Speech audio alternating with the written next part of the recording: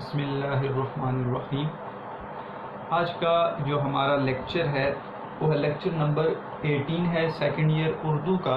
और जिस पेज से हमने आज पढ़ना है वो पेज है 189 और 190। प्यारे बच्चों, जो इससे पहले हमारा लेक्चर था लेक्चर नंबर 17, उसको मैंने दो हिस्सों में तकसीम किया था।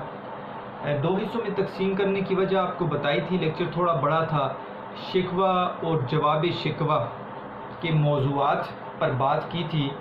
उसकी वजह यह है कि जब हम जवाब शिकवा को अपनी निसाबी किताब के अंदर पढ़ते हैं तो उससे पहले हमें वो चीज़ें जानना इंतहाई ज़रूरी है, ताकि हमें अपनी किताब के अंदर जो 13 बंद हैं जवाब शिकवा के, उनकी तशरीह को समझने में आसानी हो, सवालात को समझने में आसानी हो। अगर हम सीधी तशरीह करने लग जाएंगे तो उससे हमारे लिए जवाब शिकवा के मानी को तो समझना आसान होगा, लेकिन हमें इसका पस मंज़र नहीं पता होगा। तो तशरीह के लिए ज़रूरी है आपने शिकवा, जैसे मैंने आपको पिछले लेक्चर्स में बता दिया कि शिकवा के जो हैं 31 बंद हैं 1911 में लिखी गई, जबकि जवाब शिकवा के टोटल बंद की तादाद वो है 36 और ये 1913 में लिखी गई। सारी बात उस पर कर चुका हूँ। आपने अगर वो लेक्चर नहीं देखा तो इस लेक्चर से पहले आप वो लेक्चर लाजमी सुने, ताकि आपको आज के लेक्चर की समझ आए। हमने शिकवा को मुख्तलिफ़ हिस्सों में तकसीम किया था। उसके जो 31 बंद हैं उनको 3 हिस्सों में तकसीम करके उनके मौज़ूआत को बताया था कि इब्तदा में शिकवा करने की वजह को बयान किया गया। फिर मैंने बंद भी पढ़े थे। फिर उसमें आपको बताया था कि असलाफ़ के कारनामों का ज़िक्र है कि जो आबाओ अजदाद ने मुसलमानों ने कारनामे किए हैं वो कारनामे इकबाल ने ज़िक्र किए हैं और सनत तलमीह का खूबसूरत इस्तेमाल किया है। इसके बाद आखिरी हिस्से में मैंने आपको बताया था कि दुआया इख्तिताम है। तो ये 3 हिस्से थे जो 1 से 31 बंद तक थे। मैंने कुछ अशार पढ़े थे। उसके बाद मैंने जवाब शिकवा के हिस्सों को 4 हिस्सों में तकसीम किया। इब्तदाई हिस्सा मैंने आपको बताया था, उसमें शिकवे की असर अंगेज़ी कि शिकवा सुनने के बाद आसमानों पे जो मुख्तलिफ़ किरदारों के तौर पर पेश किए इकबाल ने, उन किरदारों ने क्या कहा, जैसे कि आसमान ने क्या कहा, सितारों ने क्या कहा, सैयारों ने क्या कहा। तो ये मुख्तलिफ़ जो शिकवे के सुनने के बाद बातें की गई उसका ज़िक्र है इब्तदाई 4 बंदों में, जो एक ड्रामाई अंदाज में तस्करा किया गया है। उसके बाद क्लाइमेक्स है 5वें बंद में और 6ठे बंद में अल्लाह ताला की तरफ से जवाब है, तमहीद है। फिर उसके बाद जो हिस्सा है जवाब शिकवा का, उसमें असलाफ़ के जो कारनामे शिकवे में ज़िक्र किए गए थे, तो असलाफ़ और मौजूदा मुसलमानों के दरमियान बताया गया है कि तुम दोनों में क्या फ़र्क है। थे तो आबा वो तुम्हारे ही, मगर तुम क्या हो, हाथ पर हाथ धरे मुंतज़रे फ़रदा हो। तो मैंने आपको ये अशार पढ़ के बताए थे कि कैसे फ़र्क बयान किया गया है। इसके बाद बेटा जो ख़ास मौजू है जवाब शिकवा का, वो एक मौजू है दावत अमल। ठीक है, अमल की दावत दी गई है और हकीकी असबाब बताए गए हैं कि मुसलमानों के हकीकी असबाब क्या हैं। एक और मौजू को भी ज़िक्र किया गया है, वो मौजू है पुरउम्मीद मुस्तकबिल। पुरउम्मीद मुस्तकबिल का बताया गया है कि तुम नाउम्मीद ना हो, अगर तुम मेहनत करोगे तो तुम्हारा मुस्तकबिल बहुत अच्छा होगा। तो आज हम अपनी निसाबी जो हम पढ़ने जा रहे हैं, अपनी निसाबी किताब को शुरू करेंगे और उसके 13 जो बंद हैं उसकी तशरीह को जानेंगे, उनके मफ़हूम को जानने की कोशिश करेंगे। बड़ा अहम जो है फ़नी जायज़ा बेटा वो आपने भी ढूंढना है, क्योंकि अब आप सेकंड ईयर के स्टूडेंट्स हैं। आपको सनतों का पता होना चाहिए।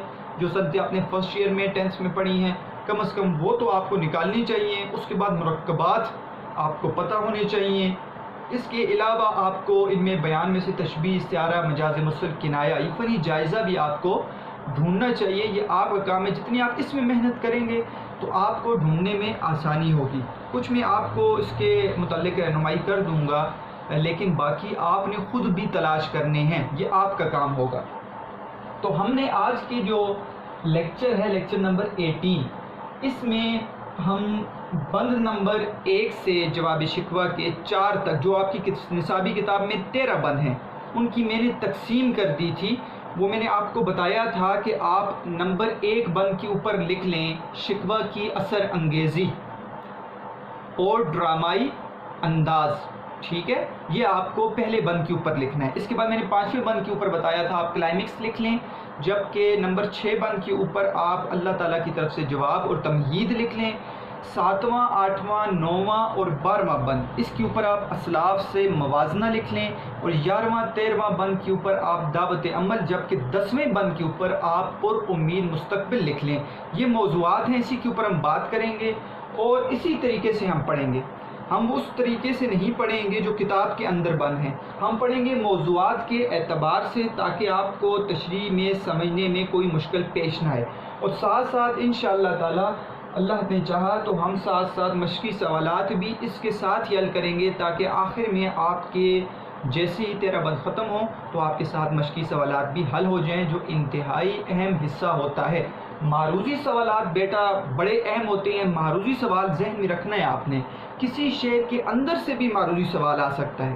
مثال کے طور پر پہلا اگر شعر ہم پڑھیں گے اور پہلا مصرع پڑھیں گے تو دل سے جو بات نکلتی ہے اثر رکھتی ہے، تو ڈیش سے جو بات نکلتی ہے زبان سے، دل سے، ٹھیک ہے، جذبات سے، تو اس طرح کے آپشنز آ سکتے ہیں۔ تو اس لیے آپ کو کم از کم یہ جو بار بار جواب شکوہ آپ کی کتاب میں ہے، اس کو بار بار پڑھنا چاہیے، تاکہ آپ کی زبان پہ وہ اشعار اگر یاد نہیں بھی ہوتے تو ان کے الفاظ کم از کم ذہن میں آ جائیں، کہ جس سے آپ کے لیے معروضی سوال ڈھونڈنے میں مشکل پیش نہ آئے۔ اس کے علاوہ مختلف معروضی سوال آ سکتے ہیں، جیسے کہ علامہ محمد اقبال کی نظم جواب شکوہ ڈیش میں لکھی گئی 1913، 1912، 1911، اس طرح کے ایم سی کیوز بھی آ سکتا ہے۔ کس حیت میں لکھی گئی؟ ایم سی کیوز پابند نظم ہے، آزاد ہے، معرہ ہے، ٹھیک ہے، اس طرح کا ایم سی کیوز بھی آ سکتا ہے۔ مسدس ہے، مخمس ہے، اس طرح کا بھی آ سکتا ہے۔ مربع اور مخمس، یہ ایم سی کیوز بھی آ سکتے ہیں۔ کس کتاب میں شامل ہے؟ یہ بڑا ایم سی کیوز ہے، بانگ درا میں، ٹھیک ہے، اس کے ماخذ کا، کہ جواب شکوہ کا ماخذ ڈیش ہے، بانگ درا، تو 3-4 کتابوں کے نام دے دیں گے۔ اس طرح کے جو آپ کے ایم سی کیوز ہیں وہ آتے ہیں، یا پھر کچھ صنعت کا نام آ جاتا ہے۔ مرکبات میں سے بھی بعض اوقات ایم سی کیوز آتے ہیں، جیسے کہ دل سے، ٹھیک ہے، مرکب ڈیش ہے، تو دل سے کون سا مرکب ہے؟ مرکب جاری ہے، مرکب اضافی ہے، مرکب توصیفی ہے، مرکب عطفی ہے۔ اس میں سے آپ کو ایک آپشن آپ کو لکھنا پڑے گا۔ تو یہ آپ نے ذہن میں رکھنا ہے بیٹا کہ نظم کے اندر سے بھی ایم سی کیوز آتے ہیں، سوانح قواعد کے اندر سے بھی مشقی سوالات بھی بڑے اہم ہوتے ہیں۔ آپ نے نظم کا حصہ نہیں چھوڑنا، اس کو اچھے طریقے سے پڑھنا ہے۔ ہم اب آتے ہیں اپنی کتاب کے پہلے بند کے اوپر، اور پہلے چیز کو سمجھنے کی کوشش کرتے ہیں پورے خلاصے کو، کہ آیا کہ ان 4 بند جو آج ہم پڑھنے جا رہے ہیں، ابتدائی 4 بند ہیں، اس کے اندر موضوع کیا ہے اور کیا بات علامہ اقبال نے جو ہے اس کے اندر لکھی ہے۔ بیٹا شکوہ کے اندر ابتدا میں شکوہ کرنے کی وجہ کو بیان کیا گیا تھا، کہ میں شکوہ کیوں کر رہا ہوں، کیوں ضیاءکار بنوں، سود فراموش رہوں، فکر فردانہ کروں، محو غم دوش رہوں، نالے بلبل کی سنوں اور ہمتن گوش رہوں، ہم نوا میں بھی کوئی گل ہوں کہ خاموش رہوں۔ تو یہ جو ابتدا کی گئی تھی شکوے کے اندر، تو شکوہ جیسے ہی آیا اور پیش کیا گیا تو لہجہ ذرا سخت تھا، ٹھیک ہے، اس میں ایسی باتیں تھی، رحمتیں ہیں تیری اغیار کے کاشانوں پر، برگ گرتی ہے تو بیچارے مسلمانوں پر۔ تو اس طرح کے اشعار جس کے اندر میں نے آپ کو بتایا کہ نظر آ رہا ہے کہ اللہ تعالیٰ کے سامنے فریاد تھوڑی سختی کے اندر، اور مسلمانوں کی جو زبان ہے اس کے اندر شوخی نظر آ رہی ہے، تو وہ اس چیز کو بیان کرنے کے بعد اقبال نے اللہ تعالیٰ کی طرف سے مسلمانوں کو جواب دیا کہ تم جو فریاد کر رہے ہو، جو تم پر حالات آ چکے ہیں، جو پوری دنیا میں مسلمان جو ہیں ان حالات سے گزر رہے ہیں، اس کی اصل وجہ کیا ہے۔ اب ابتدائیہ بڑا مزے کا ہے جواب شکوہ کا۔ ابتدائیہ جو 4 بند ہیں یہ حقیقت میں بھی 4 بند ہیں، جو ابتدا میں ہی جو ہمارے 36 بند ہیں جواب شکوہ کے، اس میں بھی اسی طرح سے یہ 4 بند ہیں۔ موضوع کیا ہے بیٹا؟ ان 4 بند کے اندر شکوے کی اثر انگیزی، کہ شکوہ سننے کے بعد آسمان پر جب وہ فریاد پہنچی اور ساتوں آسمانوں کو چیرتے ہوئے جب وہ عرش پر پہنچ گئی اور اللہ کے حضور جب وہ فریاد جانے لگی تو وہاں پر مختلف جو کردار ہیں ان کو پیش کیا گیا کہ انہوں نے یہ آواز جب سنی جواب شکوہ کی تو وہاں پر انہوں نے کیا رد عمل ظاہر کیا، کیا کہا، شکوہ کی اثر انگیزی کیا ہوئی، کیا سمجھتے تھے وہ کہ یہ جو انسان زمین پر ہے اور اللہ تعالیٰ کے ہاں ایسی باتیں کر رہا ہے، فریاد کے طور پر کر رہا ہے، یہ شکوے کے طور پر کر رہا ہے، تو وہاں پر وہ کیسی زبان، وہ کیا سمجھتے تھے۔ اور بیٹا یہ آپ نے ذہن میں رکھنا ہے کہ زمین کے اوپر بھی رہنے والے جو لوگ تھے، چند لوگ، وہ بھی اقبال کے جب انہوں نے شکوہ کو سنا تو ان کا بھی رد عمل اسی طرح کا تھا۔ اسی وجہ سے اقبال نے ابتدا میں ہی یہ بات بیان کر دی، اور کردار جو حقیقت نہیں ہے لیکن ہمیں لگ رہا ہوگا کہ حقیقت ہے، ابھی بات بیان کروں گا میں آگے کہ اس میں کون سی خوبی پائی جاتی ہے صنعت کی، تو آپ کو لگ رہا ہوگا کہ جیسے کردار سچی کے بنائے گئے ہیں، ٹھیک ہے، اور ڈرامائی انداز کو حقیقت میں اختیار کیا گیا ہے، وہ اس لیے اختیار کیے گئے زمین پر رہنے والے بھی یہی باتیں کرنے لگ گئے تھے۔ آپ یہ نہ سمجھیں کہ ستارے یہ بات کر رہے ہیں، سیارے یہ بات کر رہے ہیں، بلکہ زمین پر رہنے والے بھی یہ بات کر رہے تھے۔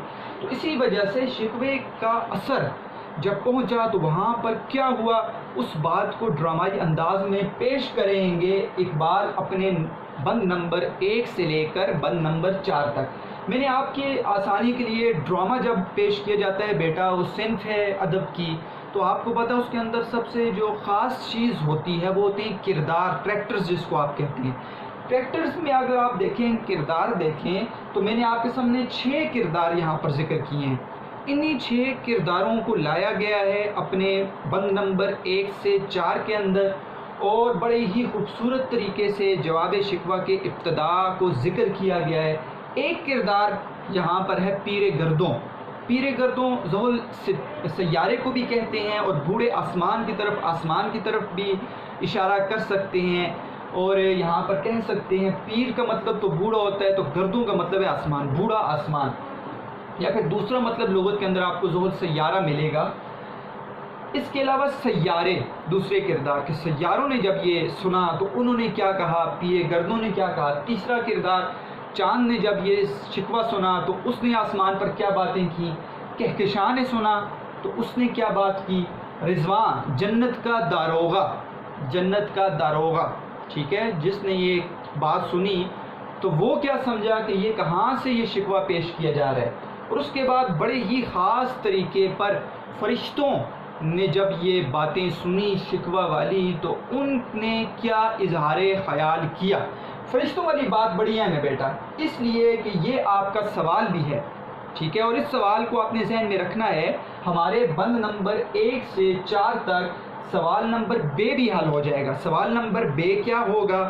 سوال نمبر بے شکوہ سن کر فرشتوں نے کن خیالات کا اظہار کیا۔ تو جب ہم اس کو پڑھ لیں گے تو ہم ان کی ہیڈنگز کو جانیں گے کہ ان کی ہیڈنگز کیا ہیں، اور یہ سوال آپ کا حل ہو جائے گا۔ ساتھ ہم ایک اور سوال بھی حل کریں گے جو بیچ میں آپ کو انشاءاللہ میں بتا دوں گا۔ تو اب ہم بیٹا اپنی کتاب سے اس کو پڑھتے ہیں۔ طریقہ کار یہ ہے، تشریح میں آپ کے سامنے جب کلاس کے اندر بھی پیش کرتا تھا، میں آپ کو کہتا تھا سب سے پہلے آپ نے شعر کے اوپر، ٹھیک ہے، مشکل الفاظ کے معنی کو لکھنا ہے۔ سب سے اہم کام شعر کو جاننے کے لیے اس کے مشکل الفاظ کے معنی ہیں، جو میں نے یہاں پر تحریر کر دیے ہیں آپ کے سامنے آپ کی آسانی کے لیے، اور ساتھ بتاؤں گا آپ نے کتاب کے اوپر نظر رکھنی ہے بیٹا، ٹیکسٹ کو دیکھنا ہے، اس کے اوپر مشکل الفاظ کے معنی کو تحریر کرنا ہے۔ کیونکہ یہ کلاس نہیں ہے، میں آپ کے سامنے ویڈیو لیکچر ریکارڈ کر رہا ہوں، تو ابتدا سے بتایا گیا کہ آپ نے اپنی کتاب کو سامنے رکھ کر پڑھنا ہے۔ دوسری میں کیونکہ میں کوئی بھی بات کتاب کے اندر سے کرتا ہوں اور اپنی طرف سے یہاں پہ لیکچر کوشش کرتا ہوں کتاب ہاتھ میں پکڑی ہو، اور ویسے تو میں یہاں سے بھی بیان کر سکتا ہوں، لیکن کتاب کو آپ نہیں سمجھیں گے جب تک آپ کتاب اپنے سامنے نہیں رکھیں گے یا میں نہیں پڑھوں گا۔ بتا دیا مشکل الفاظ کے معنی، پہلا کام مشکل الفاظ کے معنی۔ دوسرا کام سادہ مفہوم سمجھنا ہے، تشریح، ٹھیک ہے، تشریح سے پہلے سادہ مفہوم شعر کا سمجھنا ہے، یہ دوسرا کام ہے۔ تیسرا کام ہے پھر آپ نے تشریح کے اوپر جانا ہے، پھر آپ نے اس کے اندر خاص پوائنٹس کو ڈھونڈنا ہے، کن خاص پوائنٹس پر شعر کے اندر میں بات کر سکتا ہوں یا کر سکتی ہوں. میرے اسٹوڈنٹس طلبہ بھی ہیں، طالبات بھی ہیں، تو دونوں کے لیے. تو آپ نے کیا کرنا ہے بیٹا، آپ نے اس شعر کے مفہوم کو سمجھنا ہے. مفہوم کے سمجھنے کے بعد تشریح کے خاص نکات پر بات کرنی ہے. پھر اس کے بعد آپ نے آخر میں بیٹا فنی جائزے کے اوپر بھی نظر رکھنی ہے، تاکہ آپ سے کوئی مرکبات نہ رہے اور جلدی جلدی سے آپ مرکبات یا کوئی صنعت یا علم بیان کی جو خاص چیزیں ہیں ان کو بیان کر سکیں.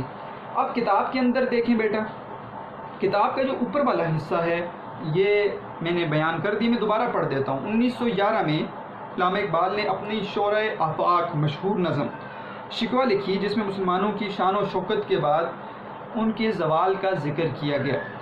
اس نظم میں اقبال نے مسلمانوں کے زوال پر ان کی زبانی اللہ تعالیٰ سے شکوہ کیا.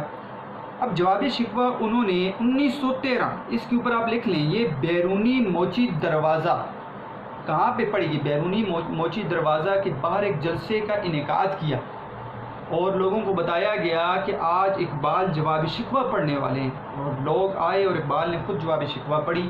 اور خاص طور پر بلکان فنڈ جو میں نے آپ کو بتایا تھا، جنگ بلکان، اس کے لیے بہت ساری رقم جمع کی گئی جو بلکان فنڈ میں دی گئی. اور مسلمانوں کے زوال کے اصل اسباب کو قرآن و سنت کی روشنی میں ترتیب وار بیان کیا. یہی اس نظم کی خوبی ہے. لہٰذا یہ نظم پڑھانے سے پہلے شکوہ کے چند بند جماعت میں پڑھ کر سنائیں تاکہ طلبہ کو جواب شکوہ سمجھنے میں آسانی ہو. تو میں نے آپ کے سامنے پڑھ دی ہے. اچھا بیٹا، پہلے بند کے اوپر آپ نے لکھ لیا ہوگا شکوہ کی اثر انگیزی، ٹھیک ہے، اور پھر ساتھ نیچے دوسرے بند کے اوپر ڈرامائی انداز. پہلے میں پڑھتا ہوں بند کو، پہلے بند کو. دل سے جو بات نکلتی ہے اثر رکھتی ہے، پر نہیں طاقت پرواز مگر رکھتی ہے. قدسی الاصل ہے رفعت پہ نظر رکھتی ہے، خاک سے اٹھتی ہے گردوں پہ گزر رکھتی ہے. عشق تھا فتنہ گرو سرکشو چالاک میرا، آسماں چیر گیا نالہ بے باک میرا. بیٹا ایک تو تلفظ کا خیال کرنا ہے، شعر کے پڑھنے کا خیال کرنا ہے. بعض بچے شعر کے پڑھنے میں غلطی کر دیتے ہیں، جیسے کہ عشق تھا فتنہ گر وا پڑھ دیتے ہیں. عطفی کو ایسے نہیں پڑھتے بیٹا، جیسے دن و رات پڑھتے ہیں بیٹا. دنوں رات پڑھیں آپ، دن و رات جو ہے مرکب عطفی نہیں پڑھتے ایسے، آپ دنوں رات پڑھیں تاکہ نون کے اوپر آپ کو پیش کی آواز سنائی دے. دن و رات آپ نے تو پھر اس کو ساکن کر دیا، دن و رات آپ نے پڑھ دیا، تو ایسے مرکب عطفی نہیں پڑھتے. تو عشق تھا فتنہ گرو سرکشو چالاک میرا، ایسے پڑھیں گے، ایسے نہیں پڑھیں گے.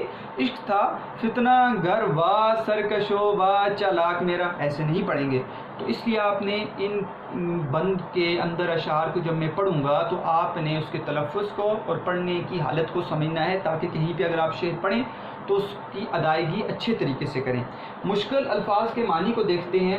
طاقت پرواز، اڑنے کی طاقت، مرکب اضافی. قدسی الاصل یعنی فرشتوں کی طرح پاکیزہ، میں نے صرف پاکیزہ لکھا ہے، آپ پاکیزہ لکھ لیں. قدسی الاصل پاکیزہ. رفت، رفت کہتے ہیں بیٹا بلندی کو. گردوں، گردوں کہتے ہیں آسمان کو.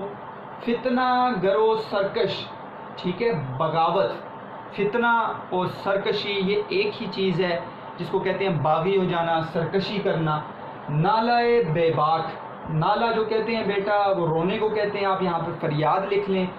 بے باک، ٹھیک ہے. سابقہ اور لاحقہ آپ نے پڑھے ہوں گے، اس میں آپ کا کام یہ آپ نے مجھے بتانا ہے کہ بے باک میں سابقہ کون سا ہے اور لاحقہ کون سا ہے. بے باک بے خوف، یہاں پر بے خوف میں بھی سابقہ اور لاحقہ آ گیا ہے.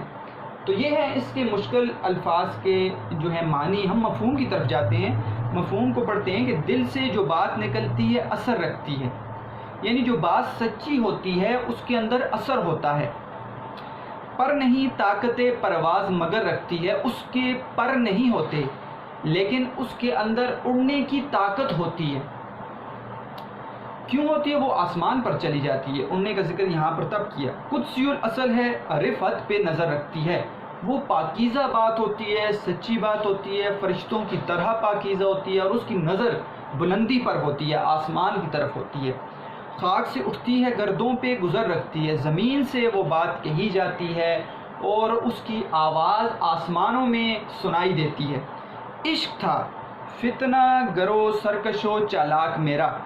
میں بیٹا اس کی تشریح کو ایک عجیب طریقے سے خود میرا ذہن یہ مانتا ہے کہ میں اس جو شعر ہے اس کی تشریح کو ایسے بیان کروں کہ عشق تھا کہ جس کو تم سرکشی سمجھ رہے ہو، جس کو تم بغاوت سمجھ رہے ہو، جس کو تم چالاکی سمجھ رہے ہو، وہ شکوہ میری سرکشی نہیں تھی، میری بغاوت نہیں تھی، میری چالاکی نہیں تھی، بلکہ میری طرف سے عشق تھا۔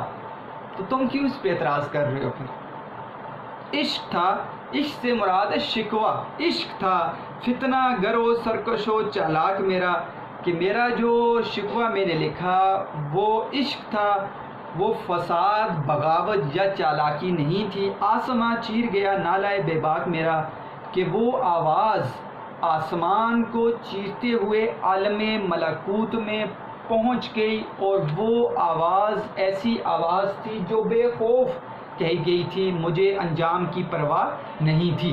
تو یہ ہے آسان مفہوم، اگر آپ دوبارہ اس کو سنیں گے ایک دفعہ تو آپ کو اس کا مفہوم سمجھ آ جائے گا۔ تو یہ آسانی بھی ہے، کلاس کے اندر آپ جو ہے وہ دوبارہ نہیں بار بار بتا دیتے ہیں، لیکن لیکچر کے اندر ویڈیو کے اندر آپ کو اس بات سمجھ نہیں آئی تو آپ ایک دفعہ دہرا کے بھی سن سکتے ہیں اس بات کو۔ اب آتے ہیں بیٹا اس کی تشریح کی طرف۔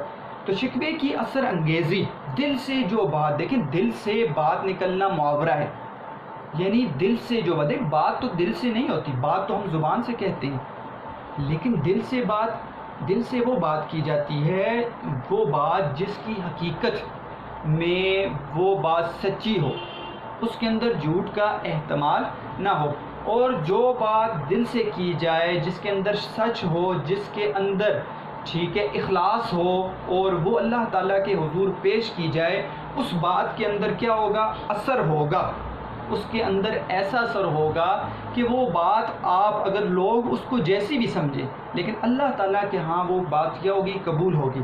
تو دل سے جو بات نکلنا، یہ بات یہاں پر خاص نقطہ ہے، اس کے اوپر آپ نے بات کرنی ہے۔ پر نہیں طاقت پرواز مگر رکھتی ہے، دیکھیں ایسی بات کہتا ہے جو سچی ہوتی ہے۔ اب آواز تو ہم نے بات کر دی، تو ہم نے بات کی، اگر ہم کمرے میں ہیں، ایسے کمرے میں جہاں پہ کوئی بھی نہیں ہے تو سننے والا تو کوئی نہیں ہے، ایک وہ انسان ہے اور دوسرا کون ہے بیٹا؟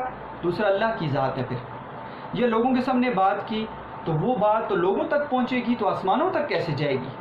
آسمان تک ایسے جائے گی جب وہ بات سچی ہوگی، جب وہ بات پاکیزہ ہوگی، جب اس بات میں اخلاص ہوگا، اس کے پر نہیں ہوں گے، وہ اڑنے کی طاقت نہیں رکھتی، لیکن پھر کیا ہوتا ہے؟ پر نہیں ہے لیکن طاقت پرواز مگر رکھتی ہے، اس کے اندر سچائی ہی اتنی ہے کہ اس کے اندر اتنی طاقت ہے کہ وہ آواز آسمان تک اڑتی ہوئی چلی جاتی ہے، اور اس کی آواز جو ہے وہ آسمانوں میں سنائی دیتی ہے، اور اللہ کے حضور وہ پہنچ جاتی ہے۔ تو اللہ کے حضور جب ہم دل سے بات کرتے ہیں، کوئی بات جس میں حقیقت سچ ہو، اور وہ انسان اخلاص سے بات کر رہا ہو، اس کے اندر سچ ہو، تو وہ بات جو ہے وہ اس کو بیٹا سیکنڈ نہیں لگتے، یعنی آپ جیسی بات ذکر کریں تو اللہ تعالیٰ کی ذات تو سن رہی ہے، تو اللہ تعالیٰ کے حضور وہ پیش کر دی جاتی ہے۔ تو پر نہیں طاقت پرواز کے اوپر بات کرنی ہے، جو ایک مرکب اضافی ہے طاقت پرواز، قدسی الاصل ہے، رفعت پہ نظر رکھتی ہے، ایسی بات جو فرشتوں کی طرح پاکیزہ ہو۔ دیکھو فرشتوں کا ٹھکانہ جو ہے آسمانوں سے اوپر ہے، عالم ملکوت، ٹھیک ہے، اور فرشتے جو ہیں وہ پاکیزہ ہیں۔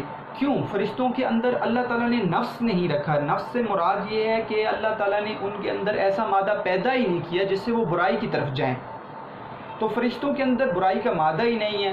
تو ایسی بات جو سچی ہوتی ہے وہ قدسی الاصل ہے، کہ وہ فرشتے جیسے پاکیزہ ہیں کہ جن میں کوئی بھی برائی نہیں ہے، نہ وہ جھوٹ بولتے ہیں، نہ وہ بددیانتی کرتے ہیں، تو اس اعتبار سے وہ بات قدسی الاصل ہے۔ بات کے اوپر کہہ رہے ہیں، بات قدسی الاصل ہے، اور وہ فرشتوں کی طرح پاکیزہ ہے، اور کس پر نظر رکھتی ہے؟ رفعت پہ نظر رکھتی ہے، بلندی پر نظر رکھتی ہے۔ وہ اس انسان کو پتہ ہوتا ہے کہ میں سچی بات کر رہا ہوں، اور میری سچی بات جو ہے وہ اللہ کے نزدیک جو ہے وہ بغیر کسی جو ہے وہ وقت کے لگائے ہوئے وہ بات پہنچ جائے گی۔ تو دیکھو شکوے کو ذہن میں رکھنا ہے، یہ بات کیوں کر رہے ہیں؟ اس لیے کر رہے ہیں کہ شکوے کے اندر یہ باتیں ہوئی کہ کیسی بات ہے اور یہ کیسا ذکر کر دیا اور گستاخی کو ذکر کر دیا۔ تو اقبال یہاں پر کہہ رہے ہیں کہ میں نے گستاخی نہیں کی، وہ بات سچی تھی، دل سے نکلی تھی، اور اس بات کے اندر اتنا اثر تھا کہ وہ بلندی پر چلی گئی اور اللہ کے حضور پیش کی گئی۔ خاک سے اٹھتی ہے گردوں پہ گزر رکھتی ہے، خاک سے اٹھنا، ٹھیک ہے، یہاں پر بھی معاورتاً کہا ہے خاک سے اٹھنا۔ خاک سے اٹھنے سے مراد یہ ہے کہ خاک زمین مراد ہے اور گردوں آسمان مراد ہے، کہ وہ بات جو زمین پر رہنے والے انسان کرتے ہیں وہ بات سچی ہوتی ہے تو گردوں پہ گزر رکھتی ہے، تو اس کی پہنچ جو ہوتی ہے وہ آسمان تک چلی جاتی ہے۔ اس بات کی حقیقت یہ ہے۔ اب آگے اس شعر کے اوپر کہ عشق تھا فتنہ گرو سرکش و چالاک میرا، کہ جس کو اے لوگوں تم سمجھ رہے ہو کہ یہ سرکشی ہے، یہ بغاوت ہے، یہ چالاکی ہے، وہ سرکشی نہیں ہے، وہ بغاوت نہیں ہے، وہ چالاکی نہیں ہے، وہ کیا ہے؟ وہ میرا عشق تھا، وہ میرا عشق تھا۔ اور لوگ یاد رکھیں دین اسلام کے اندر بیٹا، دین اسلام کے اندر یہ اجازت ہے کہ آپ اللہ تعالیٰ کے حضور جو ہے آپ مکالمے کے انداز میں آپ کہہ سکتے ہیں خدا کو، آپ اپنی فریاد کو پہنچا سکتے ہیں، جبکہ بعض مذاہب میں اس چیز کی اجازت نہیں ہے۔ تو ایک اگر اقبال نے شکوہ کہی اور وہ لوگوں کی فریاد جو حقیقت ہے اس کو ذکر کر دیا، دل کی بات کو ذکر کر دیا، تو کہا کہ اس میں سرکشی نہیں ہے، میں نے بغاوت کے طور پر نہیں کی، میں نے چالاکی اور سرکشی کے طور پر نہیں کی، بلکہ وہ میرا عشق تھا رب تعالیٰ سے۔ میں اپنے رب کے حضور اگر فریاد نہیں کروں گا تو میں کس کے آگے بات کو بیان کروں گا؟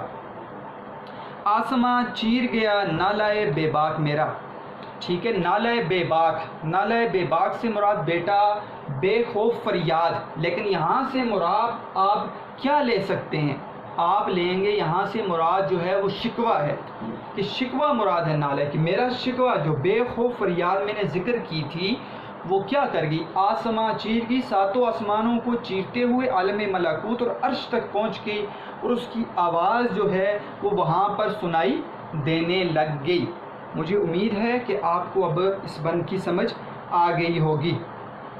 تو بیٹا ایک شعر بھی ہے اس کے ساتھ کہ سبق ملا ہے یہ معراج مصطفیٰ سے مجھے، کہ عالم بشریت کی زد میں ہے گردوں، کہ عالم بشریت کی زد میں ہے۔ دیکھیں معراج مصطفیٰ نبی علیہ السلام کی معراج سے ہمیں یہ سبق ملا ہے کہ عالم بشریت کی زد میں ہے گردوں، کہ انسان جو ہے زمین پر ہے لیکن اس کی پہنچ کہاں تک ہے؟ آسمانوں تک ہے، اس کی آواز وہ اگر نہیں جا سکتا۔ نبی علیہ السلام تو خود جو ہے وہ اپنی ذات کے ساتھ اوپر تشریف لے گئے، کوئی خواب نہیں ہے، ہمارا ایمان یہ خواب نہیں ہے بلکہ حقیقت میں وہ تشریف لے گئے ہیں۔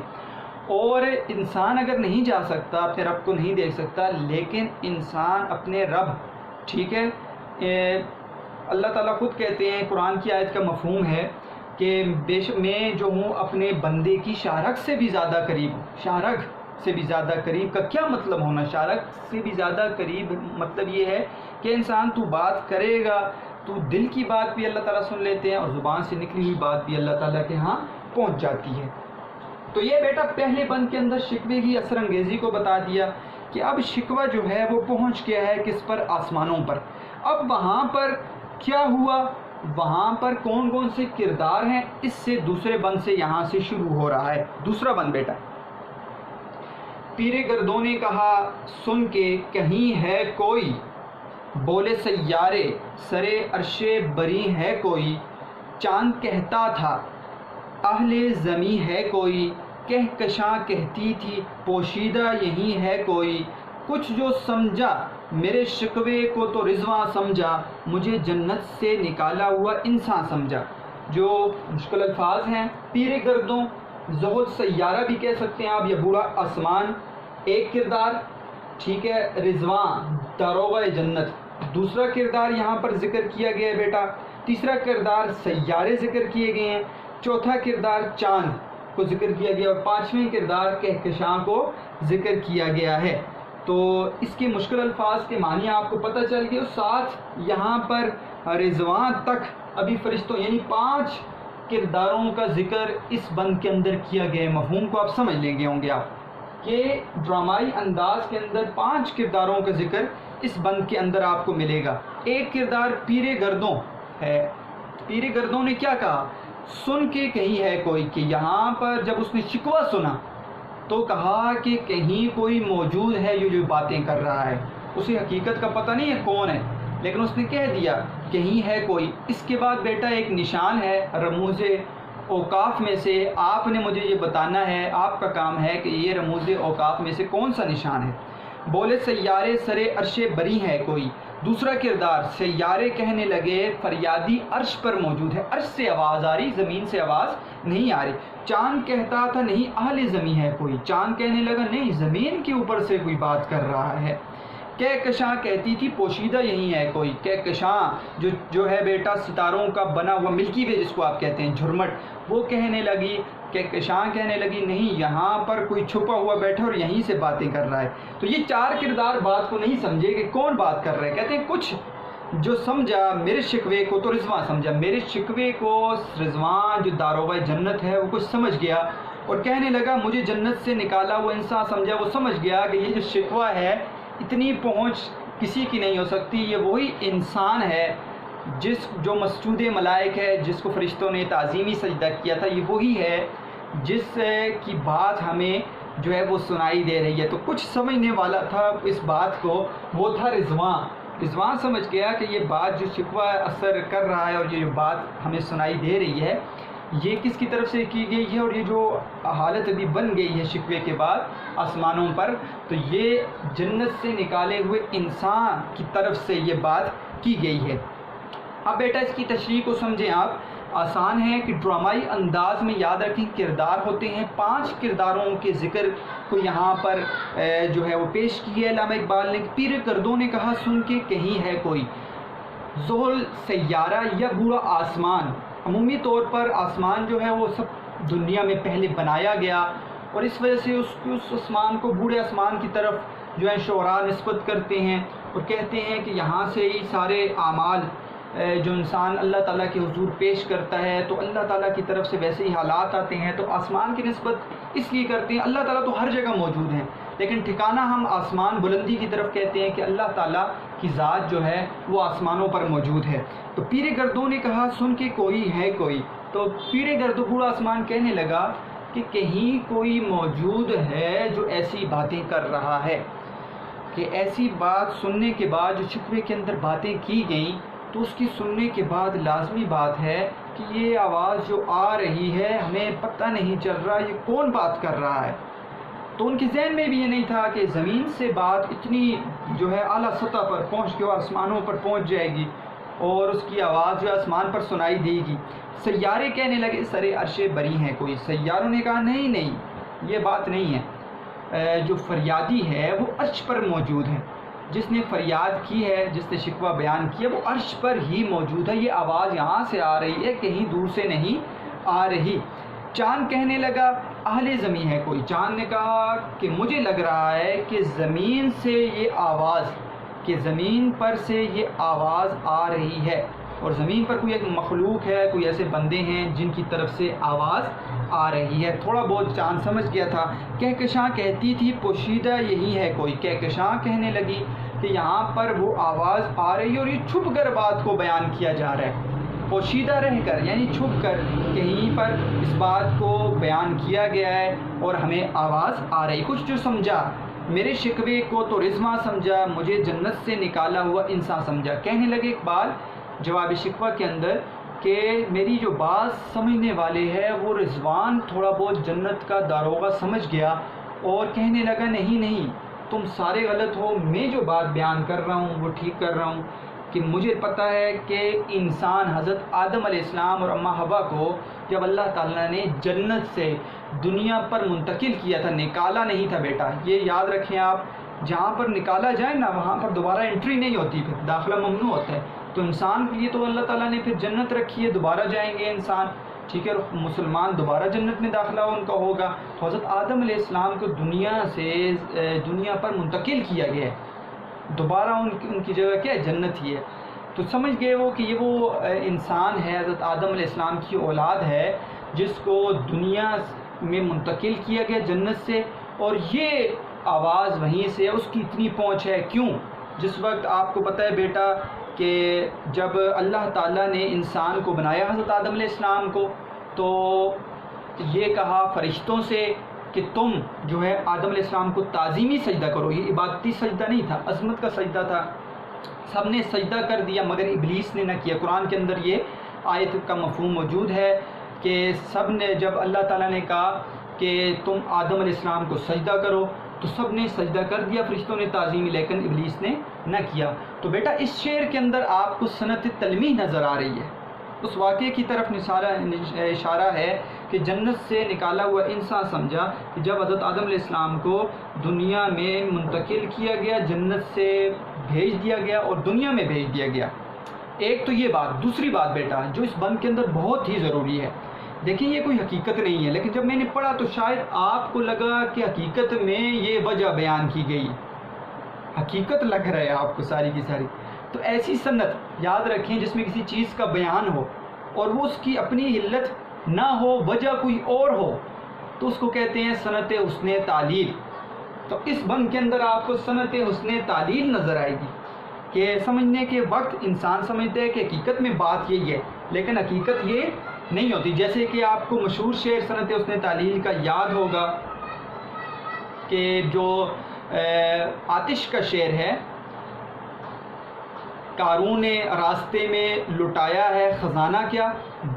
آپ کو یہ شعر زیر زمین سے آتا ہے جو گلے سو زربکف، قارون نے راستے میں لٹایا ہے خزانہ کیا، کہ زمین سے جو اگنے والے پھول ہیں وہ موتی لے کر اور سونا لے کر اگ رہے ہیں، تو وہ ایسے لگ رہے ہوتے ہیں جیسے قارون کو خزانے کے سمیت زمین میں اللہ تعالیٰ نے دسا دیا تھا، تو یہ سونا جو ہے وہ زمین سے باہر نکل رہا ہے۔ تو انسان جب اس شعر کو پڑھتا ہے تو لگتا ہے ایسے یہ کہ پھولوں کے نکلنے کی وجہ یہی ہے کہ جو قارون کا خزانہ تھا دفن وہ نکل رہا ہے، تو حقیقت میں وجہ تو یہ نہیں ہے۔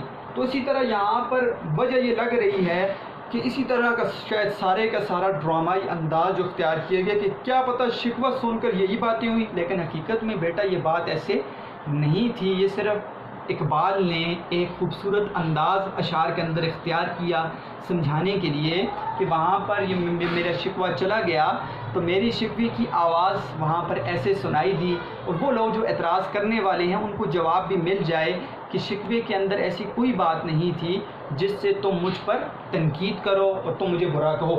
تو یہ ہمارے دو بند ہو گئے بیٹے، ٹھیک ہے۔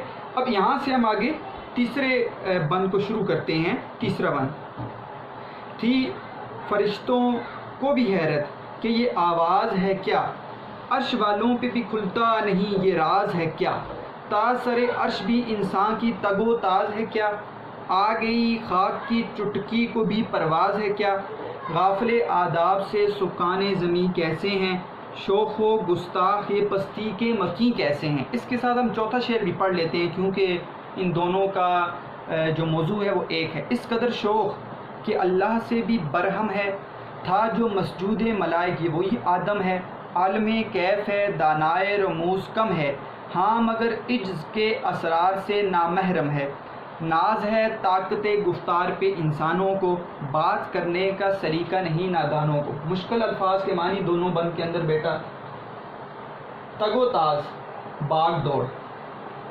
سکان رہنے والے، سکان زمین زمین پر رہنے والے، برہم ناراض، عالم کیف عیش و عشرت، دانائے رموز حکمت کے راز، عجز عاجزی، نہ محرم کے ساتھ آپ لکھ لیں نہ واقف، اسرار سر کی جمع ہے، راز سلیقہ ڈھنگ، طاقت گفتار بات کرنے کی صلاحیت، اور ایک اور لفظ لکھ لیں شوخ، شوخ ٹھیک ہے، شرارت بھی آپ لکھ سکتے ہیں، اس کے ساتھ شوخی کے ساتھ آپ شرارت لکھ لیں۔ تو یہاں پر اب دیکھتے ہیں بیٹا کہ ان بند کے اندر مفہوم کیا ہے۔ دیکھیے 5 کرداروں کا تو ذکر کر دیا، اب فرشتے کیا کہہ رہے ہیں، فرشتوں کا اظہار خیال بیٹا ایک تو یہ ذہن میں رکھنا ہے، اسی کے اندر سوال نمبر بے بھی ہے آپ کا، انہی دو بندوں کے اندر سے سوال نمبر بے بھی حل ہوگا، یہ ہیڈنگز انہی کے ساتھ ہیں۔ اب فرشتوں نے کیا کہا؟ دیکھیے 5 کی تو بات ہمیں پہنچ گئی، پیر گردوں نے کیا کہا، سیارے نے کیا کہا، چاند نے کیا کہا، کہکشاں نے کیا کہا، رضوان نے کیا کہا، فرشتوں نے کیا کہا، ان دونوں بندوں کے اندر ان کی بات کو بیان کیا گیا ہے۔ آسان ہے، اب مفہوم کو سمجھتے ہیں۔ فرشتوں کو بھی حیرت تھی کہ یہ کیسی آواز ہے، اور عرش والوں پر، آسمان والوں پر بھی یہ راز نہیں کھل رہا، یہ راز نہیں کھل رہا۔ تاثر عرش بھی انسان کی تگ و تاز ہے کیا انسان کی پہنچ یا دوڑ وہ عرش تک بھی پہنچ کے، انسان جو ہے وہ زمین پر رہتے ہوئے عرش تک پہنچ کے آگے خاک کی چٹکی کو بھی، کیا انسان جو خاک کی چٹکی ہے، انسان اس کو بھی اتنی طاقت مل گئی ہے کہ اس کی بات جو ہے اتنی جو ہے مشہور ہو گئی ہے آسمانوں پر۔ اور سن کر شکوہ ہے فرشتے کہنے لگے، غافل آداب سے سکان زمین کہیں، زمین پر بسنے والے آداب سے غافل ہیں، ان کے اندر ادب نہیں ہے۔ شوق و گستاخ کی پستی کے مکین کیسے ہیں، یہ زمین پر رہنے والے، پستی پر رہنے والے، زمین پر رہنے والے، ان کے اندر شوخی اور گستاخی ہے۔ اس قدر شوق کہ اللہ سے بھی برہم ہے، اس قدر شرارتی اور شوق اور جو ہیں وہ ان کی حالت ہے کہ وہ اللہ سے بھی ناراض ہیں، اور ناراضی پر اللہ کے ہاں ایسی باتیں کر رہے ہیں۔ تھا جو مسجود ملائک، یہ وہی آدم ہے جس کو فرشتوں نے سجدہ کیا تھا، تعظیمی سجدہ، کیا یہ وہی آدم ہے جس کے بارے میں کہا گیا کہ یہ اشرف المخلوقات ہے، عالم کیف ہے، دانائے رموز کم ہے۔ یہ کیا ہے بیٹا؟ عیش و عشرت کی حالت میں رہتے ہوئے زمین کے اوپر اب یہ حکمت کے رازوں کو کم جان رہا ہے، اور تب یہ اللہ تعالیٰ پر ایسے باتیں، اس کو نہیں پتا کہ اللہ تعالیٰ نے اس کے ساتھ کیا آگے کرنا ہے، اور وہ یہ سمجھ رہا ہے کہ اللہ تعالیٰ جو ہے اس پر اب رحمتوں کو دور کر دی اللہ تعالیٰ نے، اور وہ دانائے رموز کم ہے، اور حکمت کے راز کو اب کم جاننے لگ گیا ہے۔ ٹھیک ہے، عیش و عشرت کی حالت میں رہتے ہوئے کیا کر رہے ہیں اب وہ اللہ تعالیٰ کے رازوں کو، حکمت کو کم جاننے لگ گئے۔ ہاں مگر اس کے اسرار سے نامحرم ہے، اور عاجزی کے رازوں سے وہ ناواقف ہے، کہ اصل چیز تو عاجزی اللہ کے حضور مانا جائے، اور بات کو جب اللہ کی طرف سے کوئی بھی امر آ جائے، کوئی کام آ جائے، وہ اللہ کی طرف سے ہو تو اس پر جو ہے آمین کہی جائے، اس کو مانا جائے، یہ انسان کے لیے تھا۔ لیکن انسان تو اب کیا کرنے لگ گئے؟ وہ تو ایسی باتیں کرنے لگ گئے جو شکوے کے اندر تھا۔ ناز ہے طاقت گفتار پہ انسانوں کو، اور جو بات اس نے کی تھی شروع میں، آپ کو یاد ہوگا میں نے شکوے کے اندر شعر پڑھا تھا، جرت آموز تیری تاب سخن ہے مجھ کو، شکوہ اللہ سے خاتم بداہن ہے مجھ کو، کہ یہ جو زبان تو نے مجھے دی ہے، یہ جرت دی ہے، یہ زبان تب میں ان الفاظ کو بیان کر رہا ہوں، تو اس کے اوپر بات کی کہ ناز ہے طاقت گفتار پہ انسانوں کو، کہ انسان جو اپنے بولنے کی طاقت پر فخر کر رہا ہے، بات کرنے کا سلیقہ نہیں نادانوں کو، کہ بالکل بات کرنے کا طریقہ اور سلیقہ انسان کے اندر نہیں رہا۔ تو یہ ہیں فرشتے کی باتیں۔ فرشتوں کا اظہار خیال کیا تھا؟ پہلی بات رسائی، رسائی سے مطلب ہے پہنچ، کہ ایسی بات کی ہے کہ اس کی پہنچ جو ہے وہ عرش تک چلی گئی ہے۔ دوسری نواقف آداب، کہ یہ ادب سے یہ کیا ہو چکے ہیں؟ ناواقف ہو چکے ہیں۔ تیسرا شوخ و گستاخ ہو چکے ہیں۔ چوتھا عالم کیف، کہ عیش و عشرت کی حالت میں رہ کر کیا ہو گئے ہیں؟ دانائے رموز کم ہو گئے، حکمت کے رازوں کو اب نہیں جانتے۔ اور عاجزی کا فقدان ہے کہ اب اس کے اندر سے عاجزی ختم ہوگی، اللہ کے ہاں کیا پیش کرنا چاہیے؟ غرور و تکبر کو چھوڑ کے عاجزی پیش کرنی چاہیے۔ تو اس سوال کے اندر بھی بیٹا آپ نے یہی ہیڈنگ دینی ہے جو میں نے آپ کو بتائی ہیں، آپ کا یہ سوال نمبر بے حل ہو جائے گا۔ ساتھ ساتھ جو سنت تلمیح ہم نے پڑھی ہے، آپ کا سوال نمبر بیٹا دال، اس نظم سے ایسے مصرے چن کر لکھیں جن میں صنعت تلمیح کا استعمال ہو۔ تو میں نے آپ کو بتا دیا صنعت تلمیح کا استعمال اوپر ہوا ہے، ٹھیک ہے۔ جیسے کہ مشہور شعر ایک اور بھی آپ کو پتا ہے، بے خطر کوت پڑا آتش نمرود میں عشق، عقل ہے محو تماشائے لبے بام ابھی، صنعت تلمیح کا شعر ہے۔ تو صنعت تلمیح جس میں کسی واقعے کی طرف اشارہ کی جائے تو وہاں پہ واقعے کی طرف اشارہ تھا۔ تو یہاں پر اب بیٹا دونوں بندوں کو دیکھتے ہیں اس کے اندر کیا بات ہے۔ تو اب فرشتوں کو بھی حیرت ہونے لگی، اور فرشتے یہ کہنے لگے کہ وہ انسان جس کو اللہ تعالیٰ نے بنایا اور اللہ تعالیٰ نے کہا کہ اس کو تعظیمی سجدہ کریں، تو اس سجدے کے بعد اس کو اشرف المخلوقات کا درجہ دیا۔ اللہ تعالیٰ نے کہا جو میں جانتا ہوں فرشتوں تم وہ نہیں جانتے، اور انسان جو ہے وہ اشرف المخلوقات ہے، اس کے پاس نفس ہے، اس کے پاس برائی کا مادہ ہے لیکن پھر یہ اللہ کو مانے گا، تو اللہ تعالیٰ نے کہا کہ اس کو میں نے وہ خاص علم دیا ہے، چیزوں کا علم، اس کے بعد اس کے پاس حکمت بھی ہے، اس کے پاس اللہ تعالیٰ نے وہ ساری چیزوں کی فراوانی دی ہے جس سے زندگی گزار سکتا ہے۔ تو فرشتوں کو حیرت ہونے لگی کہ اللہ تعالیٰ نے اس کو جو ہے وہ خاص ایک مقام دیا تھا، اپنا نائب خلیفہ بنایا تھا اور اشرف المخلوقات کہا تھا، یہ کیسے زمین پر جا کے اب اللہ تعالیٰ کے ہاں برہم ناراضگی کا اور ایسی باتوں کا اظہار کر رہے ہیں جو شکوے کے اندر انہوں نے پیش کی۔ تو فرشتوں کو بھی حیرت تھی، کیا حیرت تھی؟ یہ آواز ہے، یہ کیسی آواز ہے؟ عرش والوں پہ بھی کھلتا نہیں یہ راز ہے کا، یہ کیسی باتیں ہیں جو 5 کے 5 اوپر کرداروں نے بات کی ہے کہ یہ عرش والوں کے ہاں جب سنائی دی گئی تو پیر گردوں کو بھی نہ سمجھ آئی کون ہے، سیاروں کو بھی نہ سمجھ آئی، چاند کو بھی نہ سمجھ آئی، کہکشاں کو بھی نہ سمجھ آئی۔ رضوان تھوڑا بہت سمجھ گیا لیکن یہ عرش والوں پر یہ راز نہیں کھل رہا کہ یہ آواز کہاں سے سنائی دے رہی ہے۔ تو بیٹا یہ ڈرامائی انداز ہے، حقیقت نہیں ہے۔ آپ نے حقیقت میں اس کو سمجھنا ہے کہ یہ تو شکوہ اور جواب شکوہ، اقبال نے مسلمانوں کی طرف سے شکوہ پیش کیا اور اللہ تعالیٰ کی طرف سے جواب دیا۔ ڈرامائی انداز اس لیے اختیار کیا تاکہ پڑھنے والوں کو سمجھ آئے اور اس وقت جو ٹارگٹ تھا وہ موجودہ مسلمان تھے تاکہ ان کی اصلاح ہو جائے۔ عرش والوں پہ تاثر عرش بھی انسان کی تگ و تاز ہے کیا کہ عرش تک بھی انسان کی جو ہے وہ تگ و تاز، مرکب عطفی کہ وہاں پر کیا ہوا ہے کہ اس کی پہنچ ہو گئی ہے، کہ وہ پہنچ چکا ہے، عرش تک بھی اس کی آواز سنائی دے رہی ہے۔ آ گئی خاک کی چٹکی کو بھی پرواز ہے کیا کہ اب انسان جس کو اللہ تعالیٰ نے مٹی سے بنایا اور انسان کو زمین پر بھیجا اور اپنی عبادت کے لیے بھیجا اور اس کی پہنچ اتنی ہو گئی ہے اور اس کو بھی پرواز، اس کے اندر بھی اس کے پر نکل آئے ہیں، جیسے ہم کہتے ہیں کسی کے پر نکل آئے ہیں، اس کے اندر بھی یہ گستاخی کا مادہ آ گیا ہے، اس کے اندر تغرور و تکبر آ گیا کہ وہ ایسی باتیں کر رہا ہے۔ غافل آداب سے سکان زمین کیسے ہیں؟ زمین پر بسنے والے، ٹھیک ہے، غافل آداب، آداب سے غافل، ٹھیک ہے، آداب سے بیٹا، آداب سے میں پر پہ یہ مرکب جاری ہوتے ہیں جب حرف جار کے ساتھ مل جائیں، سے میں پر یہ مرکب جاری ہیں۔ ساتھ ساتھ میں آپ کو فنی جائزے کے متعلق بھی بتا رہا ہوں۔ غافل آداب سے سکان زمین کیسے ہیں؟ غافل آداب سے سکان زمین کیسے ہیں؟ کیا مطلب ہوا کہ یہ جو فرشتوں نے کہا کہ آداب سے غافل ہیں زمین پر رہنے والے، اب ان کو بالکل یہ پتہ نہیں ہے کہ ادب کیا چیز ہے، یہ ادب سے غافل ہو چکے ہیں۔ شوخ و گستاخ یہ پستی کے مکی کیسے ہیں؟ یہ پستی میں رہنے والے، زمین پر رہنے والے، یہ شوخ ہو چکے ہیں، شوخ و گستاخ، مرکب عطفی۔ اور مرکب عطفی میں یاد رکھیں بیٹا، بعض اوقات متضاد معنی آتے ہیں جیسے دن اور رات، یا پھر مترادف الفاظ آتے ہیں ایک جیسے معنی۔ شوخ و گستاخ، تو شوخی اور گستاخی کا مطلب ایک ہی ہے کہ گستاخ زمین پر رہنے والے کیسے ہیں۔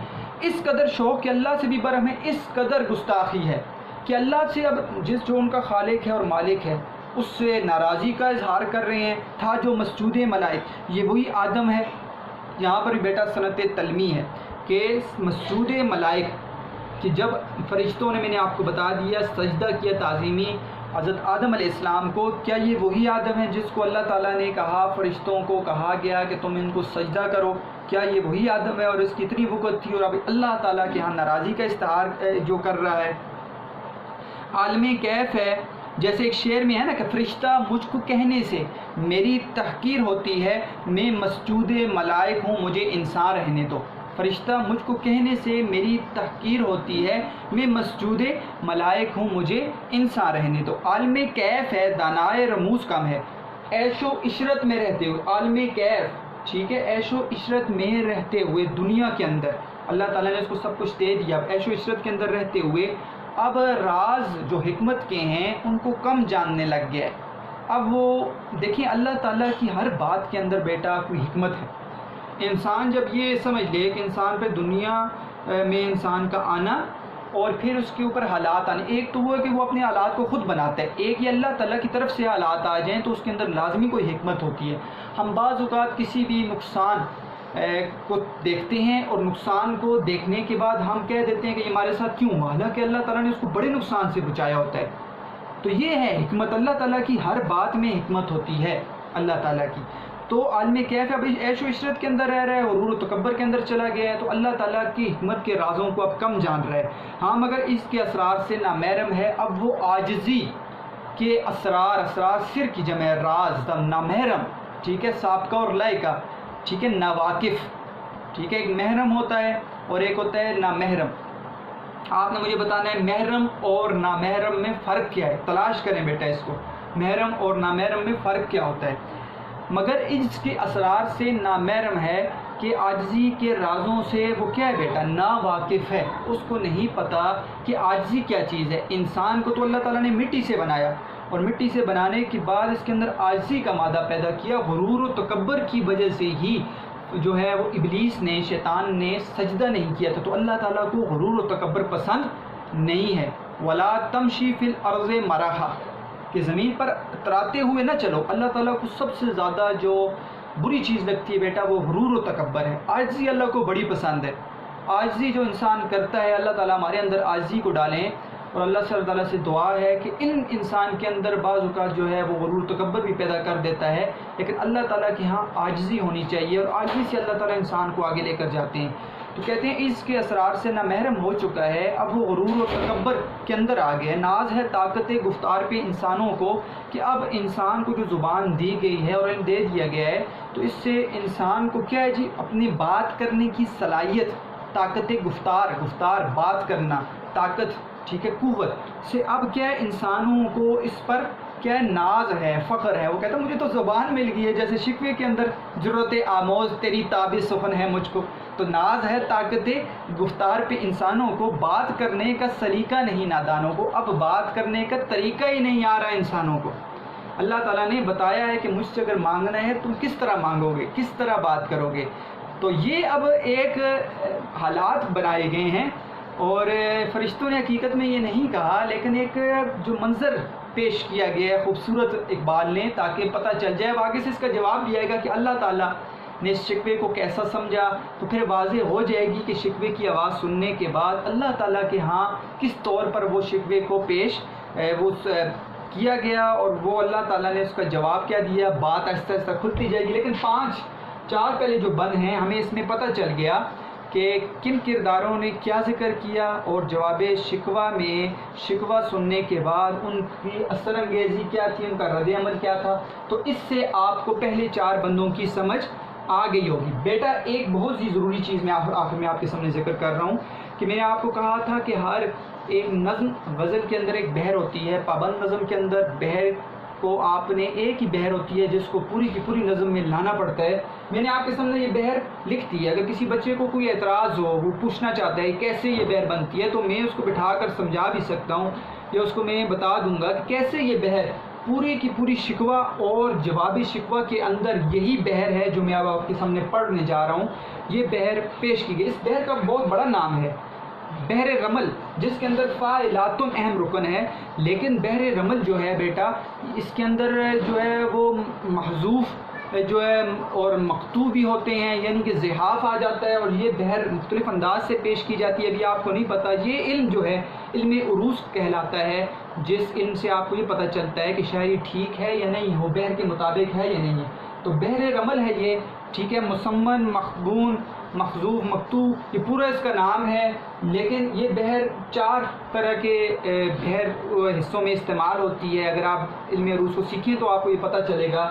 فاعلاتن، ٹھیک ہے، فاعلاتن، فاعلاتن اور فعلن. ایک فاعلاتن، فاعلاتن، فاعلاتن، فعلن، یا فاعلاتن، فاعلاتن، فاعلاتن اور فاعلن. یہاں پر تبدیلی ہے. اور فاعلاتن، فاعلاتن، فاعلاتن، فاعلن، 4 طریقے پر.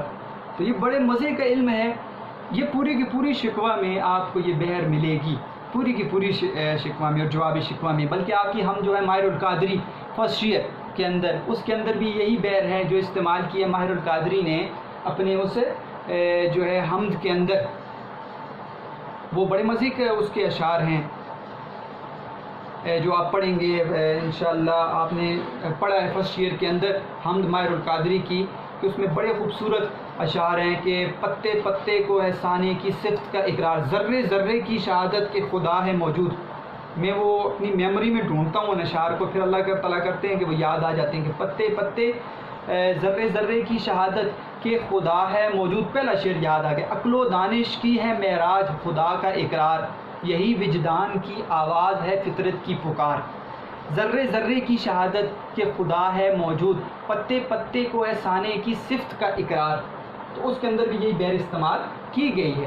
فنی جائزہ آپ نے بیٹا ٹھیک ہے خصوصاً مرکب اضافی، توصیفی، عطفی، جاری ٹھیک ہے یہ آپ نے نکالنے ہیں۔ اس کے بعد آپ نے استعارہ، تشبیہ، مجاز مرسل، کنایہ، صنعتیں میں نے آپ کو بتا دی ہیں، 2 صنعتیں، ایک اور صنعت میں آپ کو بتا دیتا ہوں، صنعت ترافق ٹھیک ہے۔ میں یہاں پہ لکھتا ہوں، یہ صنعت آپ نہیں پڑھیں گے لیکن یہ ایک صنعت ہے، صنعت ترافق۔ یہ کیا صنعت ہے؟ یہ بھی صنعت ہے بیٹا کہ اس میں آپ پہلے مصرے کو اوپر لے آئیں ٹھیک ہے، دوسرے مصرے کو اوپر لے آئیں تو پھر بھی شعر پر کوئی اثر نہیں پڑتا۔ مثال کے طور پر یہ والا شعر، غافل آداب سے سکان زمیں کیسے ہیں، شوخ و گستاخ یہ پستی کے مکیں کیسے ہیں۔ اس میں اگر آپ دوسرے مصرے کو اوپر پڑھ لیں، شوخ و گستاخ یہ پستی کے مکیں کیسے ہیں، غافل آداب سے سکان زمیں کیسے ہیں، تو شعر پر کوئی اثر نہیں پڑے گا۔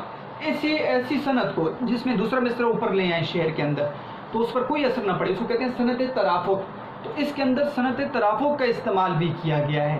تو صنعت تلمیح نکالی ٹھیک ہے، صنعت ہم نے ساتھ اس میں تعلیل نکالی، صنعت ترافق نکالی۔ اس کے علاوہ آپ بیٹا یہاں پر مختلف مرکبات کو دیکھیں گے تاکہ آپ کا فنی جائزہ بھی حل ہو جائے۔ مجھے امید ہے کہ آپ کو شکوے کی ابتدائی 4 بند کی سمجھ آئی ہوگی۔ آپ کا جو ہوم ورک ہے بیٹا وہ ہے آپ ایسے کریں کہ ابھی آپ تشریح نہ کریں، آگے ایسے بند جن میں تشریح نہیں ہوگی تو ہم اس میں تشریح کر لیں گے۔ سوال نمبر بے آپ کر لیں، یہ ہوم ورک ہے آپ کا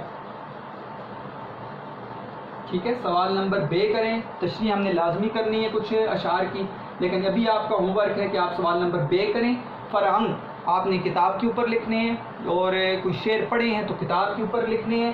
یہ چیزیں آپ نے لازمی نوٹ کرنی ہے تاکہ آپ کی تشریح آسان ہو جائے۔ تو مجھے امید ہے آج کا سبق آپ کو میں بیٹا ایسے سبق جو ہوتا ہے لینتھی ہو جاتا ہے، میں اس کو 10 منٹ میں بھی بات بیان کر سکتا ہوں۔ آپ کو پتہ ہے جب ہماری ماشاءاللہ پریپس ہوتی ہیں تو ہمارے پاس ٹائم کم ہوتا ہے، تو میں بورڈ کے اوپر 5 منٹ کے اندر اللہ تعالیٰ کرتے ہیں کہ میں اس کو بیان کر دیتا ہوتا ہوں اور آپ کو سمجھ آ جاتی ہے، لیکن میں اس کو اس لیے لینتھی کرتا ہوں تاکہ کوئی ایسی چیز نہ رہے، اور میں ایسے پڑھا رہا ہوں جیسے میں کلاس کے اندر ہوں، میں کوئی یوٹیوب والا لیکچر جیسے وہ میں ریکارڈ نہیں کر رہا، میں اپنے بچوں کے لیے ریکارڈ کر رہا ہوں، تو آپ کو سمجھ آ جائے تب میں ذرا لیکچر کو لینتھی کرتا ہوں۔ اور ہر ایک بچے کی صلاحیت اس طرح نہیں ہوتی ٹھیک ہے، جو سلو لرنرز ہوتے ہیں، سیکھنے والے بچے میری طرح کے ٹھیک ہے، جن کو دیر سے سمجھ آتی ہے، تاکہ میں ان کے لیے آسان بات کروں اور بات ان کو زیادہ ہر طریقہ سمجھ آئے، تب میں اس لیکچر کو تھکاوٹ ہوتی ہے لیکن میں زیادہ بیان کرتا ہوں، لیکن مجھے پھر اس کے بعد بڑی خوشی بھی ہوتی ہے کہ میں نے ساری چیزوں کو بیان کر دیا۔ تو بیٹا آپ نے میرے لیے دعا بھی کرنی ہے، خصوصاً ٹھیک ہے صحت کے لیے، پورے عالم اسلام کے مسلمانوں کے لیے دعا کرنی ہے، اپنے گھر والوں کے لیے، اپنے والدین کے لیے دعا کریں، اپنے اساتذہ کے لیے دعا کریں ٹھیک ہے، اور جو حالات ہیں اللہ تعالیٰ ان حالات کو ٹھیک کرے اور دوبارہ وہ کلاس کا ماحول۔ یہ چیزیں اس طرح پڑھانا ہمارے لیے نہایت مشکل ہوتا ہے ٹھیک ہے، اور کیمرے کو دیکھتے ہوئے اور مشکل ہوتا ہے، اور یقین کریں عجیب سا بوجھ بھی ہوتا ہے، لیکن ہم نے کوشش کی ہے کہ آپ سے آپ کے گھر میں رہتے ہوئے آپ کو یہ تمام چیزیں پہنچیں۔ تو ہوم ورک کر کے آپ نے مجھے بیٹا اب میرے نمبر پہ بھیج دینا ہے۔ اللہ تعالیٰ آپ کو خوش رکھیں۔